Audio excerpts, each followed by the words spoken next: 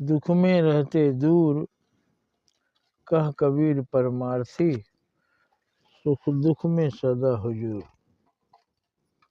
जो स्वार्थी लोग होते हैं सुख में साथ रहते हैं, दुख में दूर चले जाते हैं। इन स्वार्थियों से दूर रहना चाहिए। ये स्वार्थी की कुछ भी कर सकते हैं, ये धोखेबाज हैं, किसी भी समय धोखा दे सकते हैं, और जब दुख पड़ता है तो दूर होके दिखा देते हैं। लेकिन जो परमार्थी होते हैं, जो ज्ञानी होते हैं, जो सत्पुरुष होते हैं, वो सुख दुख दोनों में हाजिर रहते हैं। तो इसीलिए परीक्षा होती है मित्र की, पत्नी की, शत्रु की, स्वार्थी की।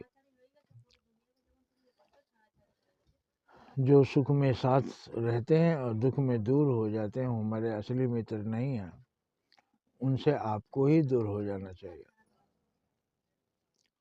अब वो दो मित्र जा रहे थे, भालू दौड़ाया, एक मित्र पेड़ पर चढ़ गया, दूसरे को नहीं हमको भी चढ़ा लो, हमको भी खींच के चढ़ा लो, चुपचाप ऊपर चला गया।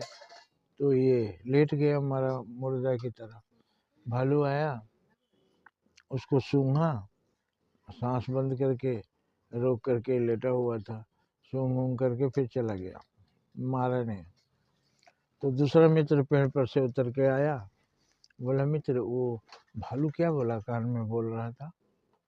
तो बोला भालू बोल रहा था कि जो दुख में साथ छोड़ कर चला जाए, वैसे मित्र को शत्रु ही समझना चाहिए, उससे सदा दूर रहना चाहिए।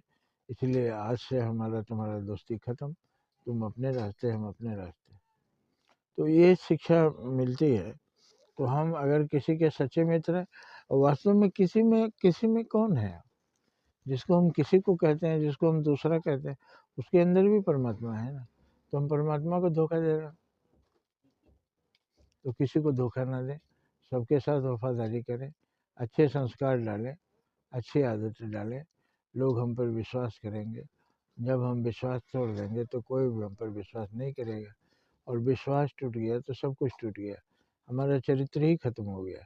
हम बेईमान हो गए तो हमारा कोई वैल्यू नहीं रह गया।